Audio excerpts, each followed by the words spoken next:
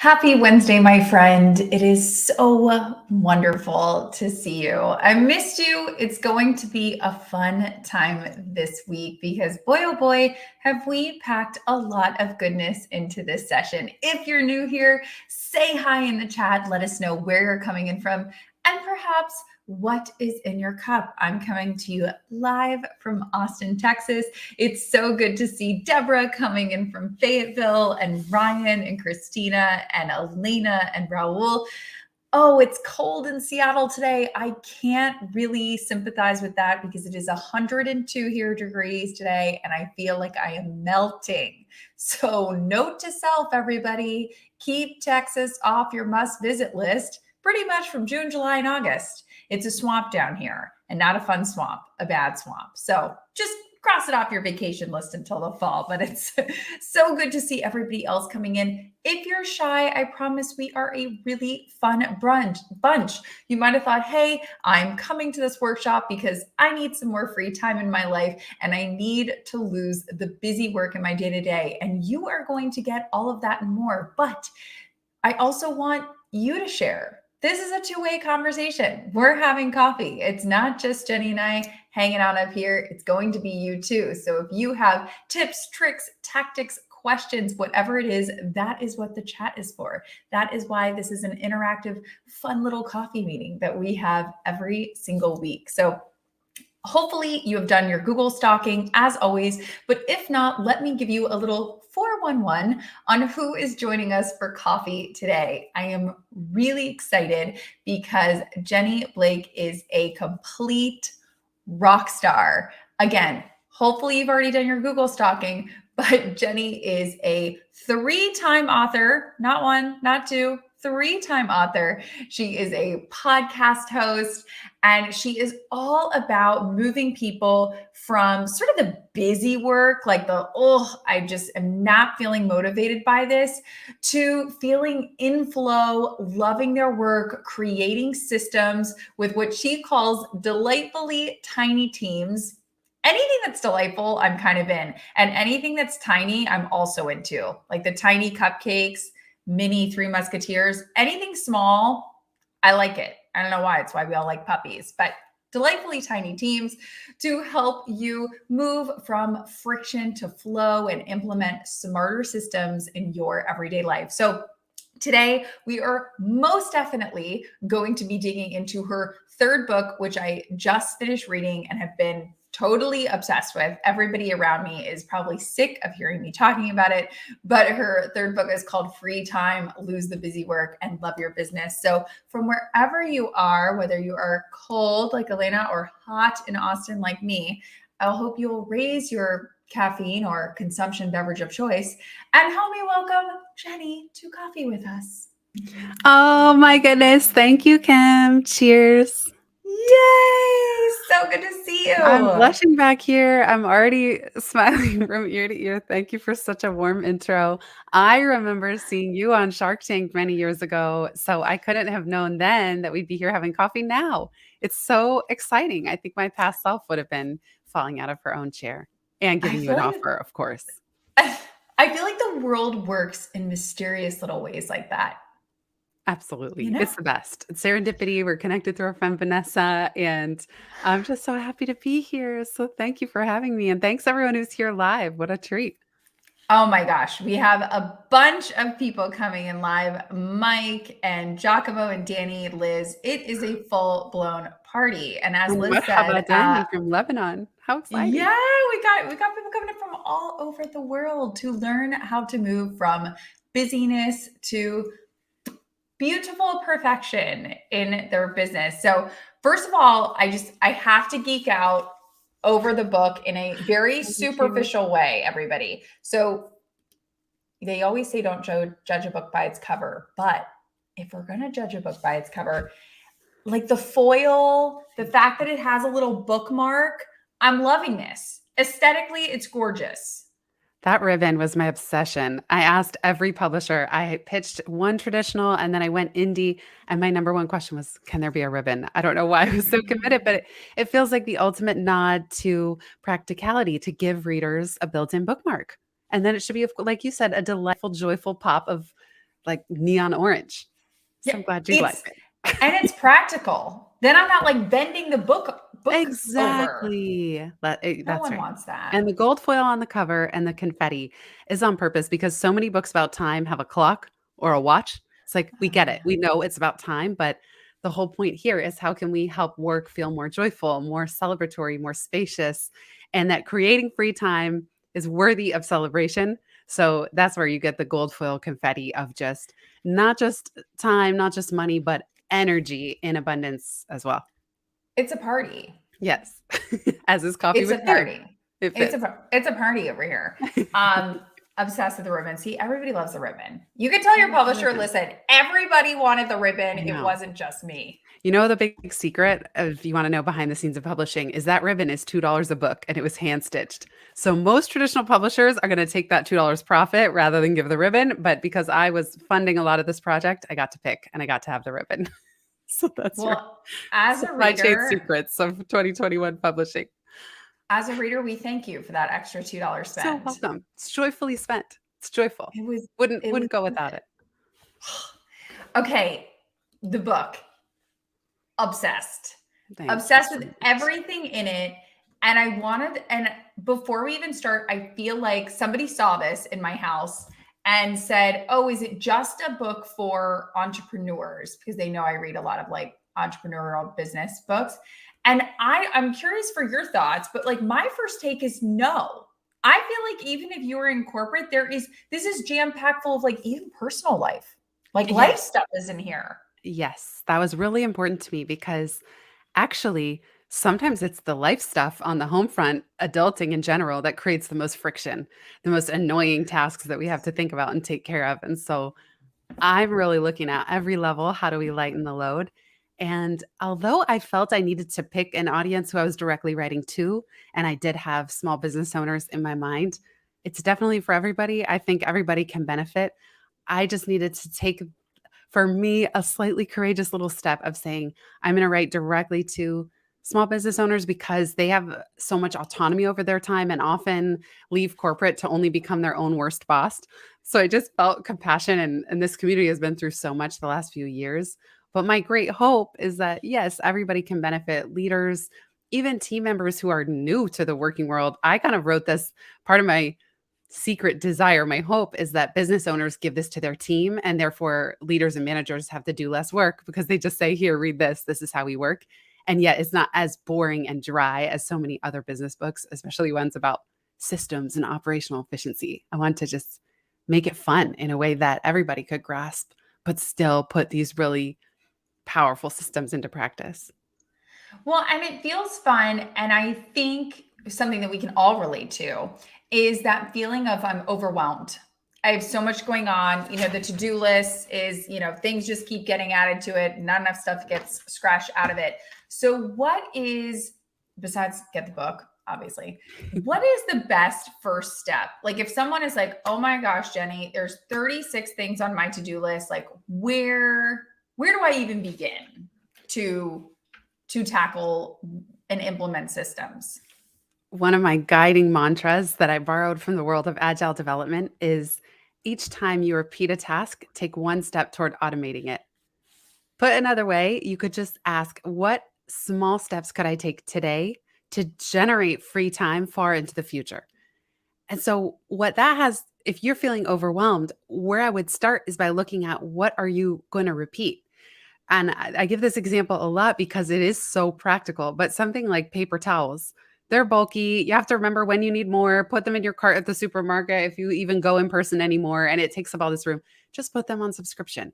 Then you never have to think to yourself again, let me order more paper towels. It's done, it's automated into the future. You've now just freed up that little tiny corner of your mind for bigger, more creative, more strategic thinking. So if you do what my friend Liron calls a mess pile and capture everything that you have on your plate, I would start by looking at what do I know I'm going to repeat? And that could be in your email inbox, it could be systems or process in your day to day work, or it could be something on the home front, which, as we know, as we said, can create just as much friction as anything else. Well, and I love this example you give in the book when you're talking about repeating systems of you're going overseas. I think you said it was London to visit a friend and you were kind of texting her all these questions like, what's the Wi-Fi password? And how do I get the key? And where's your front door? And where's the closet? And that I thought it really hit home for me as somebody who has sent those text messages to friends before of really, we don't realize how much we are repeating ourselves over and over and over again. And so, would you say that creating systems, even if it's as simple as a Google Doc, is not too small? That's actually a good first step? Definitely, because in that example, and by the way, some people hear the word systems and they go, "Oh, I'm bored already. Let me turn this thing off." Yeah. So I just stick with us because the whole point of a good system is it's harder not to use it. You create something so useful for your life or other people that you can't imagine life without it. So the example you just brought up, Kim, was I felt like I was burdening my friend. I was bugging her with minutia in the middle of a workday. She was traveling for work. She was busy.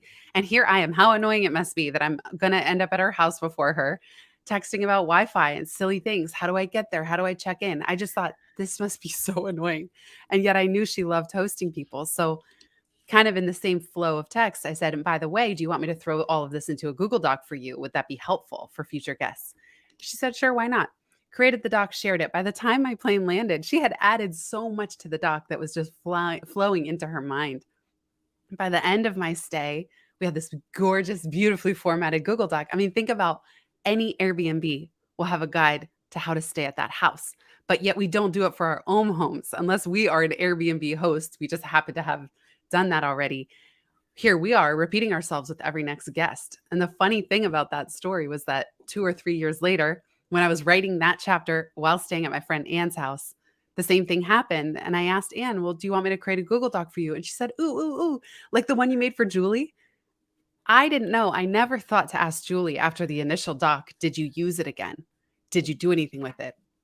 But in that moment, that was the aha that actually, when you create something so useful that saves you time and your guests as well, then of course she's using it because it would be so much more annoying not to. And so it was just cool that years later, Anne knew about this doc. It had become infamous. And I think it's such a gift that we don't just create for ourselves, that in that case, as a guest, you can offer to someone else when you notice, oh, I'm asking you for something that you're going to repeat down the road. And that's saving somebody else next steps. Which is huge. And I feel like the next logical question, which Giacomo sort of stole out of my mouth, is okay, got it. We totally understand that we need to write down these systems that we're repeating, whether it is how to get into my apartment when I'm not there, or something to do at work, how to repeat an Instagram post or something like that. What tools, and I already know the answer to this, but I will resist saying it because I feel like, spoiler alert, you talk a lot about it in the book, but what are some tools that you really love when it comes to systemizing your life? Oh, I love tools so much. Like, this is my favorite question because I consider tools my first employee. Out if I can automate and delegate much of my work to software, which is incredibly powerful these days and getting ever more so, then I don't even need to pay someone. Because sometimes the hesitation people have about delegating is, well, I can't afford it, or I don't know if it's the right time, or oh, then I have the headache of people management. There is so much that you can do with software.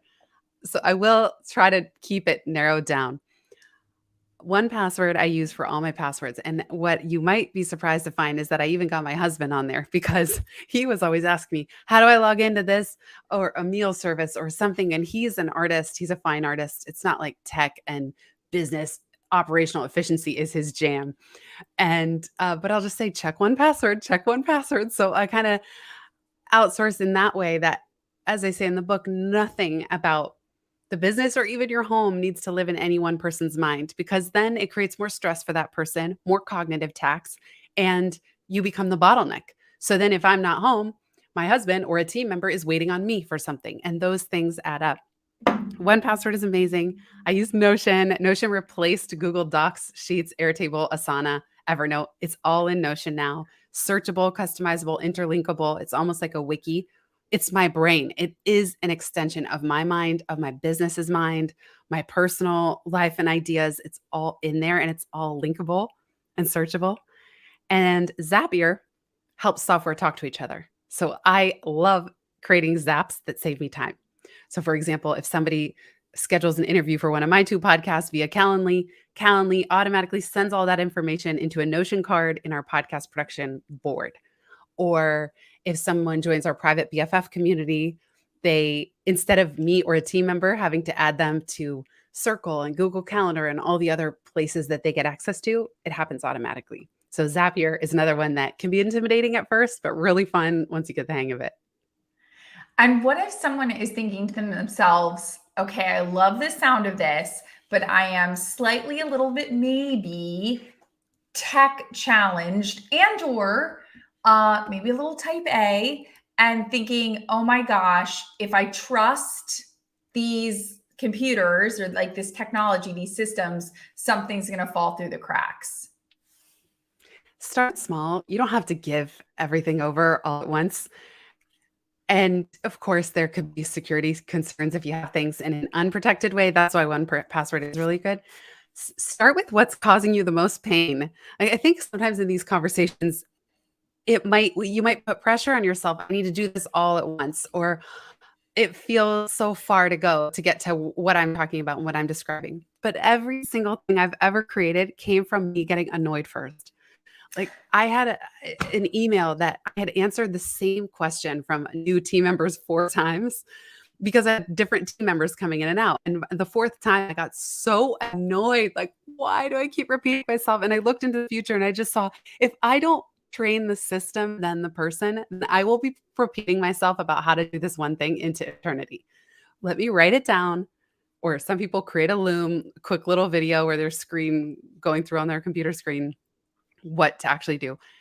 And then what ends up happening is everyone else is happier too, because people like to feel empowered. They don't want to bother you, the owner, you, the manager, the leader, the householder who knows it all. They don't want to bother you. They actually would rather be empowered and know how to do something themselves. But that requires, again, getting out of our mind. So start with what's annoying to you, what you hate doing, what's draining you, dragging you down. It's possible you could eliminate it altogether. But if not, if you can just take what I call 1.5x the work up front, to pause and go, how could I save myself time or someone else? Next time you put a little extra work up front and then do 0.5 or 0.25 the work every time thereafter. I love this idea of really, by the way, I also think that most great ideas come out of extreme annoyance. Yes. Totally. Love that point. So true. And also, if you know, okay, I'm going to do 1.5 amount of work now to save myself, that 0.5 on the back end. I love Jen's question here about what is that 0.5? Is it just staring at a blank screen and just kind of free flowing or brain dumping, whatever you want to call it, everything in your mind? What's your process for that? Interestingly, I don't solve them off always by just staring at the computer screen. The one I just described, and I recorded a podcast episode called Train the System, Then the Person, was while I was walking because I was holding this challenge in my mind. I think it takes awareness to go, I'm repeating myself again, or I'm annoyed, and not just want to keep moving. Because sometimes in the moment, it is easier to just do it again, do it the same old way, get it done. Yeah. But every now and then, you're going to find you have a little extra capacity to spare. And I think that framing the challenge and then walking away can be helpful. Or trusting my dad and I call it drop the bucket. So you drop the bucket of what you want to solve into the well of your brain and trust that the bucket comes back up when there's an answer. Sometimes though, it's just hearing from other people. Like, I didn't get the idea. I now have a Zapier Zap setup that when someone purchases one of our higher ticket items, one of them, the free time operations dashboard starts at $9.97 and it goes up to a $10,000 VIP day. That's the current pricing. It always could change. Well, if I'm not checking my email 24/7, which I don't because I'd rather be in a deep work mode, as Cal Newport calls it, I might miss when that comes in. And those are purchases I kind of want to know about. So I set up a Zap that if a purchase comes in on one of those products, send a message to a Slack board or Slack channel. But when the Slack channel gets pinged, it also has instructions of what to do next. It's documented elsewhere, but it kind of gives the link to our documentation so that any team member who sees it gets a link that points them to the deeper full instructions of what to do next. And if I, Jenny, happen to see the Slack ping come in, maybe I'll write back to the new customer and say, hey, so happy you're here. And I'll get them onboarded maybe a little faster. And it's not, I hate feeling jumpy Yeah. 24/7 across the whole business, but I do want to know when the big things are coming in. Yeah. So Especially big things like that. You're like, alert me, please. yeah, stuff like that. And so to come full circle, y- it's not abstract. It's a real need. And I happen to hear a friend say that they have Slack, or you can even sometimes, I think, set up a text message. I only use Slack for things that are time sensitive or very important. So if I get a Slack notice, it's like getting a text message, but from my business. But I just Mm. heard a friend say it and I go, I want that.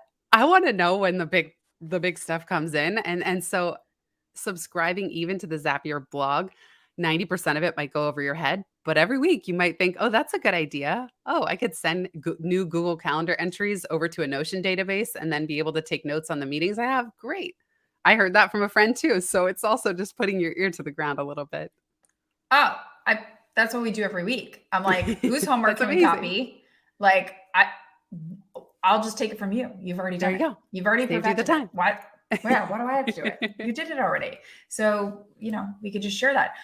I mean, you've obviously been doing this for years. It's not like you picked this up 6 months ago.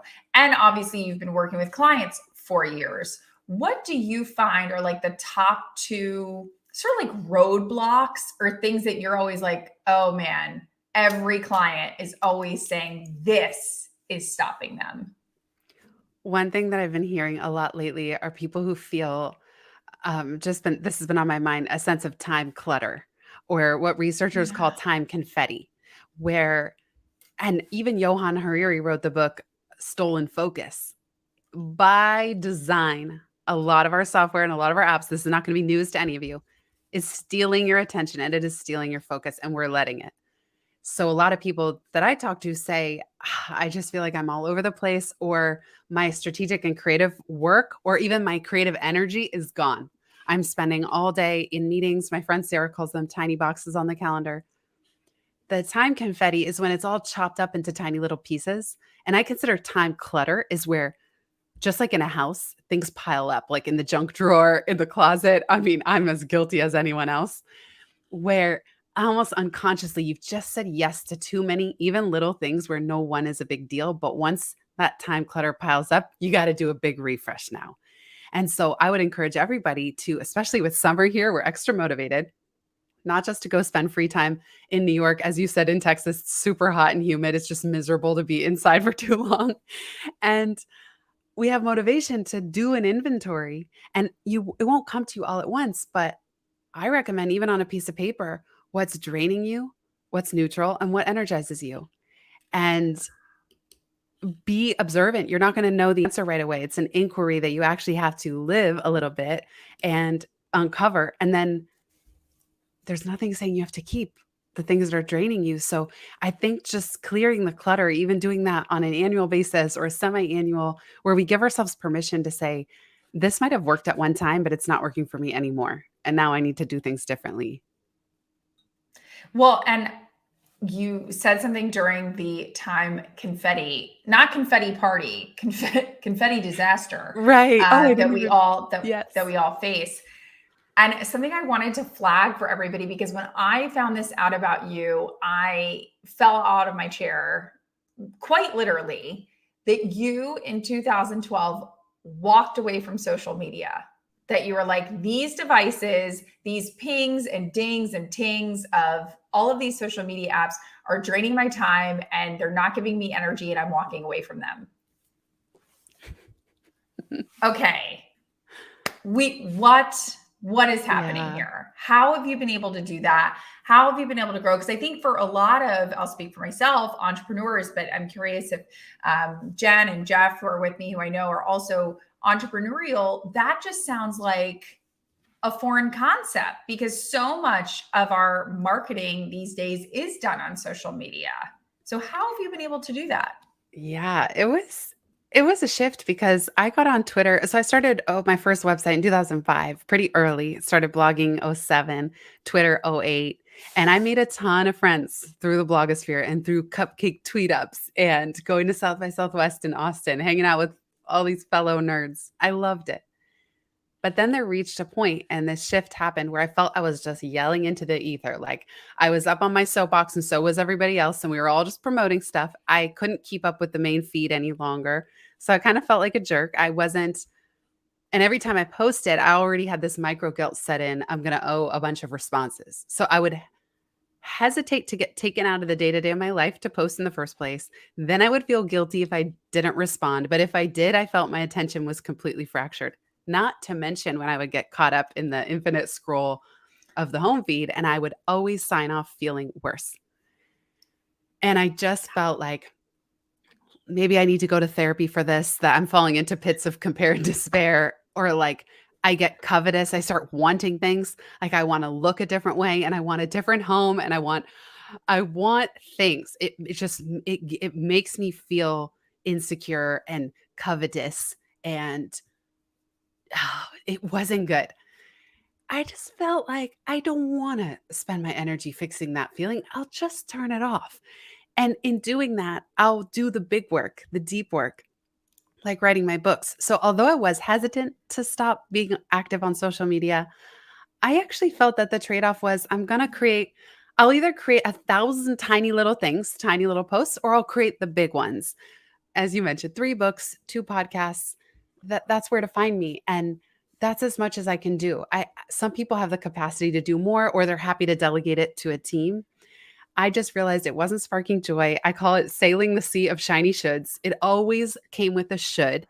Like I should be on social media in order to get the next book deal or in order to do what. And then I would just pull a Byron Katie and ask, is that true? Some people would say, I don't, how could you even have a business? How do you even have clients, customers, community without social media?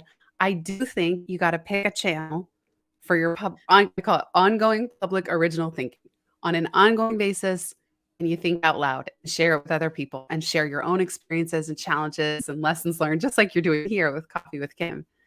Picking one resonant channel or two, for me, it's my newsletters and my podcasts. And of course, the book, that's a bigger project. That's enough. That's enough. I'd rather do fewer things and do them really well and do them in a deep way than scatter my attention everywhere and just feel miserable and like I'm no good to anybody. Oh, I could not agree more. It's like if you're going to pick, I'm going all in on LinkedIn, like Jeff said, or I'm going all in on whatever. It's like pick one. You're right. We're Yes. sailing the sea of shoulds and our boats are Yes. sinking. I It's know, rough shiny waters out shoulds, there. and they're so shiny, they look compelling, Yeah. or by the way, if you're someone like you, Kim, are so clearly this is a zone of genius for you, and I love the fact that this is live on LinkedIn, and I actually thought when we were signing on, I'm like, what a gift that you do this in a way that's live. It takes a lot of extra coordination and a gift that all of you decided to show up in this moment with an actual time on the calendar. We know that, like, what do they call it? Appointment TV. That's out the window now with streaming services. It's really cool that we're all here together. So I'm very grateful to you. I just think not everyone has to be good at everything and enjoy everything. So if somebody loves TikTok, keep at it. I would never take that away. You can build a really big platform and a lot of leverage by picking one thing that you love, even if it is social media. So I have no judgment against the socials. It's just not where I thrive. And I'm curious when you have, whether it's socials or I think right now a really popular topic is side hustles. Everyone's talking about the side hustles. Do you have a side hustle, 2 businesses, 3 businesses, like passive income, such a buzzy word right I now. know.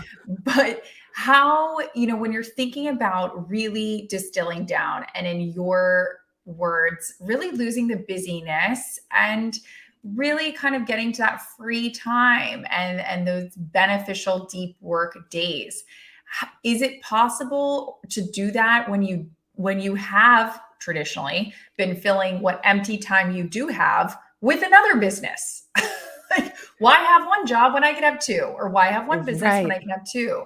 How do you continue, I guess, to make free time and then not fill that free time with other Well, businesses? yeah, and it also depends how you define free time. So I've Right. always had side hustles even since I was a kid. I have a feeling you too, Kim. Like you've always had a lot of things going on and just some of us love building. Love. We're just little builders. Can't help it. Love it. It's the Legos. Don't I buy your kids Legos. know. This is what they grow up and turn into. And so Little builders. when I say free time, it could be leisure. And I would want us all to feel that we can be present when we have true time off. I also mean free time of that choice of autonomy. It's time you Mm. get to choose what to work on. And I also see free time as a verb.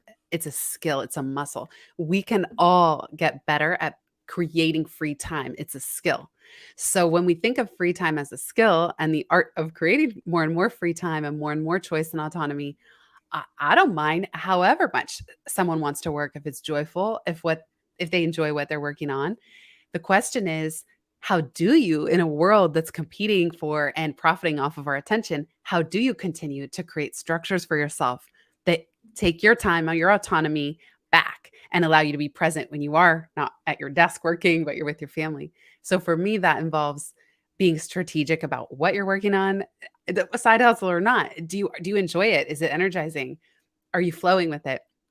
Chunking that work for your best energy windows of the day. In the book, I call it golden hour, but all of us have our own circadian rhythm. Some people, I had a roommate once, she was so grumpy in the morning that if I even said good morning, she'd be like, you know, she didn't get going till 11 a.m. And I was so chipper. And I used to think it was personal, like she just didn't like me or is she mad at me? And then meanwhile, another one of my clients said at 3 p.m., I don't even know my own name. That's how I am. I'm like useless at 3 p.m. So that's when I walk my dog or do an exercise class, something like that.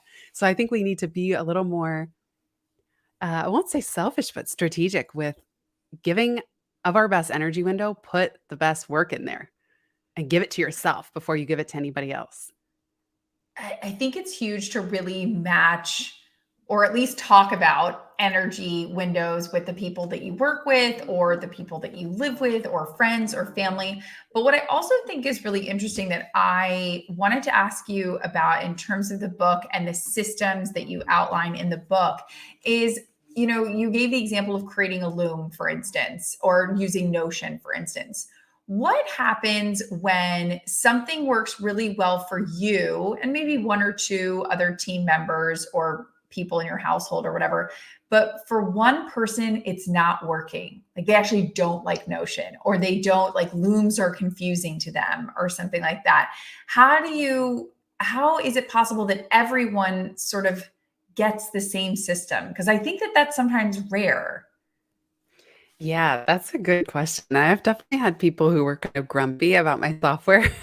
I've had people who were Yeah. grumpy or who didn't understand it. So some were cranky about it. Some were just unsure, had never used it, didn't know. Some were excited. Some I hear from a lot of people that transitioned to Notion, and I have no attachment, like I'm not affiliated. But where their team members start thanking them. And that's what happened for me. My team members were like, thank you. I can find what I need. And even new team members were saying, I didn't even have to ask. I knew where to look.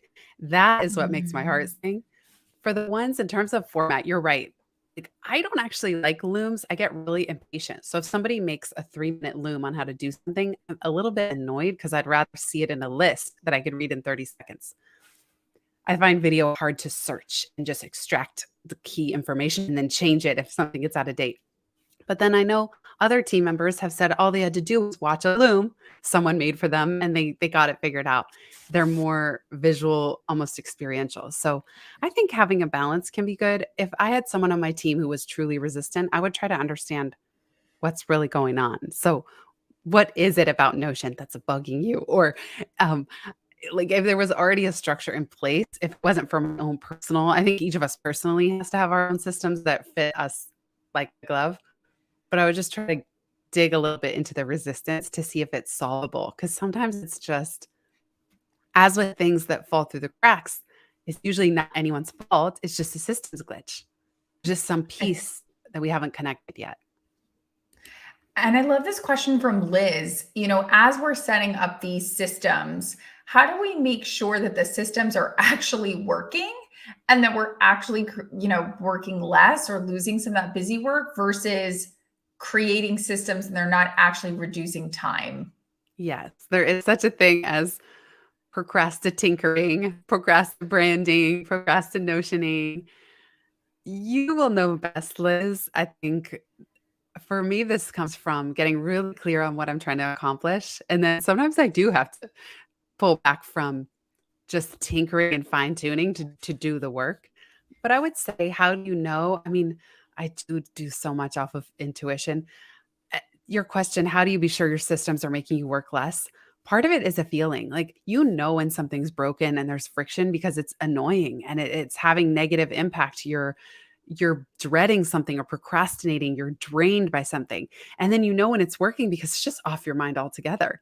It's solved and you don't have to think about it again. So I happen to really appreciate all these meal kits that send you the ingredients and you just have to assemble.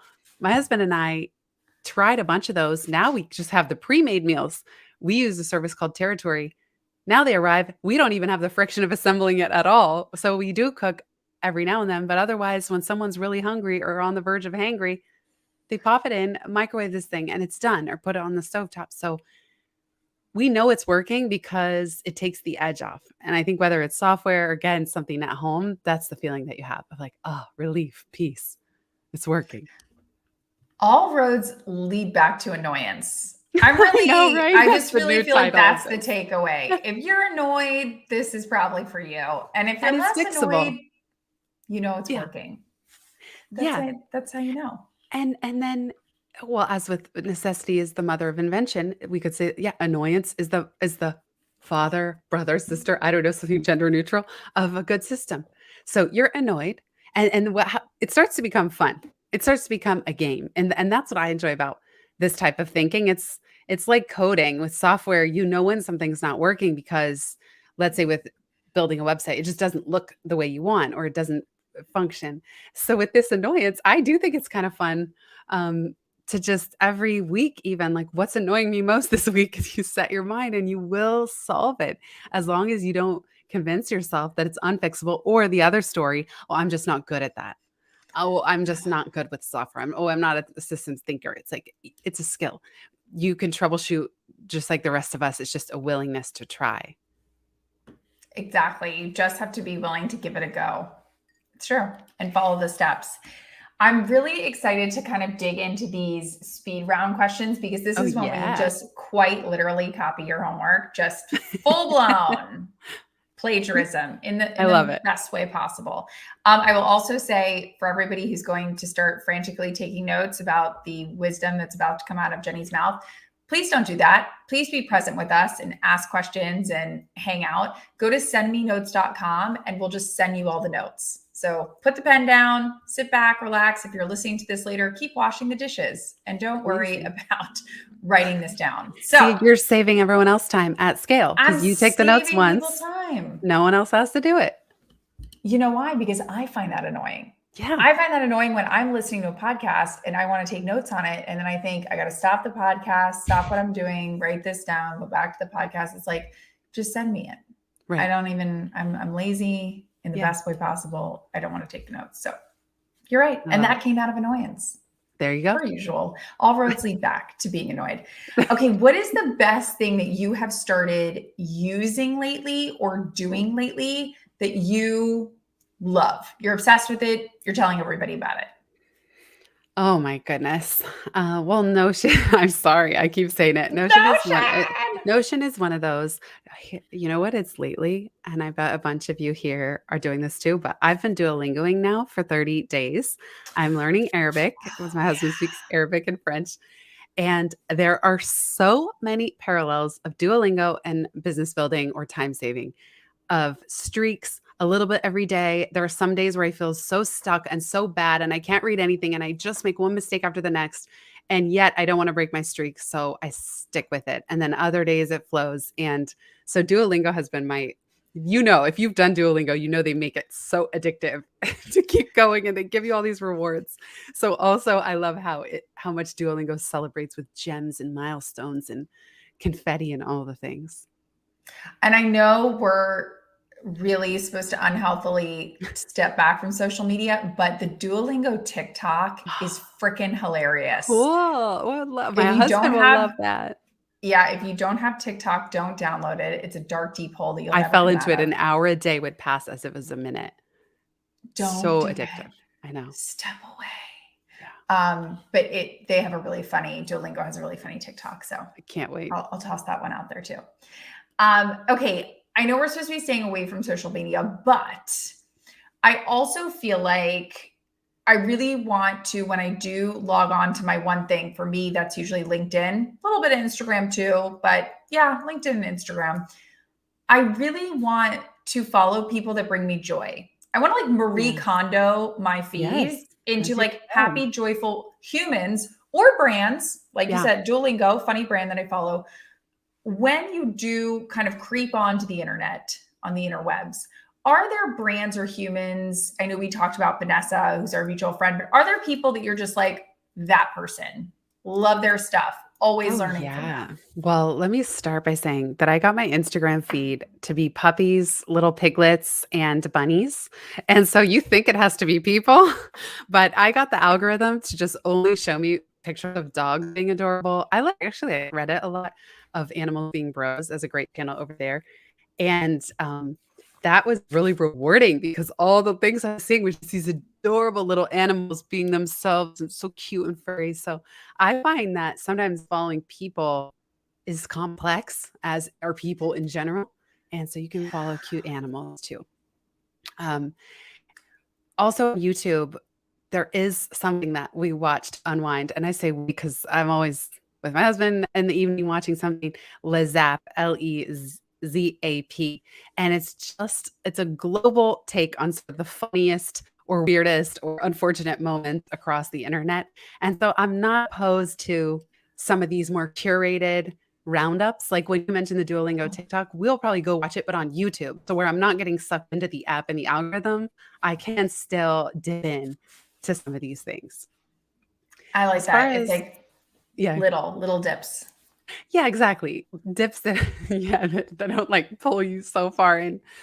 Because I do have a tendency to do that. Let's see. Well, other than Kim Kaup, I mean, who else am I going to be creeping out? Oh, internet stalking now. Hello. Uh, I do Listen, we love love a good Vanessa internet too. Our stalk. mutual friend Vanessa. She's amazing. Yeah. The best. The best. And I actually feel like I don't have her book within arm's reach, but your books actually go well together because yours is blue and hers is red. And it just feels like I have like a colorful rainbow going on in my office. I love that. It's pretty great. Okay. If you could give all of us homework for the week that we have to do, it could be to read something, it could be to do something, it could be to download something. What would be the homework assignment that you would give us? I would write you a permission slip to do less. So if I'm going to give you any homework at all, it's not to do something other than look at what could you stop doing. So have this be your inquiry for the next week, the next 2 weeks, like what can you drop? And maybe it's going to be a big project that comes to mind. Maybe it's going to be something on the home front. I'm not even telling you have to solve it yet. Like, oh, you have to delegate it, find the right person. No, maybe there's just certain bits of your time clutter on your plate that you can simply drop. And that's what I would encourage you to do over the next week or two. Drop at least one thing, large or small. I love the idea of dropping, and I will balance that out by telling everybody to go to itsfreetime.com and just checking out maybe some amazing resources that you have listed on there. There's links out to obviously the books, the podcast, but it talks all about Notion, as we know. But I just found that to be such a golden gem. I've sent it Mm, to a million people. So in thank addition to you. doing less, I would also say maybe just check out the It's Free Time Well, website. I'm like you because the toolkit is free, which might be what you're referring to. It's freetime.com/toolkit. I'm like you, Kim. I just don't want everybody else. Why do we all have to reinvent the wheel over and over individually? I No. would rather do something once and share it out with everybody and have none of us have to do the work that I might have figured out the long, hard way. And so that is a passion of mine. I just love it. And if you want to see all the software I subscribe to, you can see that there too, because I actually have a Google spreadsheet that just everything I pay for, it's like 50 plus services and at what monthly cost. I love it. Okay. Where can people keep learning from you? Where's the best place that they should keep getting their fix of Jenny? Oh my gosh. Well, thank you to those of you, all the kind words in the chat. I'm sorry I can't reply, but I really appreciate you all being here and saying whoever's going to buy the book. That's amazing. And Kim, this goes back to the social media. So, uh, as you all know now, I'm not active on social media, but the best ways to keep in touch are I do send a time well spent newsletter every Friday, and I have two podcasts, Pivot with Jenny Blake and Free Time with Jenny Blake. So you can look for those wherever you listen to podcasts. Oh, I love it. Well, thank you so much for joining us for coffee. This was amazingly fun. And I just wanted to say thank you so much for your delightful time Oh today. We my really goodness. appreciate it. I second that. You and I also have a mutual friend, Tony Neves, and he said to you that you're like so good at what you do. And I'm lucky I got to experience it firsthand. So thank you, Kim, for doing this and having all of us here having coffee with you live in this moment. It's a true honor and a joy. And I just love all the questions that you asked. So thank you so much. I'm not crying. You're crying. Okay, everybody go to sendmenotes.com. We will get all the Yeah. notes from Jenny. And I hope everybody has an amazing rest of the week and finds that little bit of free time. So thanks so Yes. much, everybody, for joining us. Thank you, everyone. Thanks, Kim. Thanks, everybody. Bye.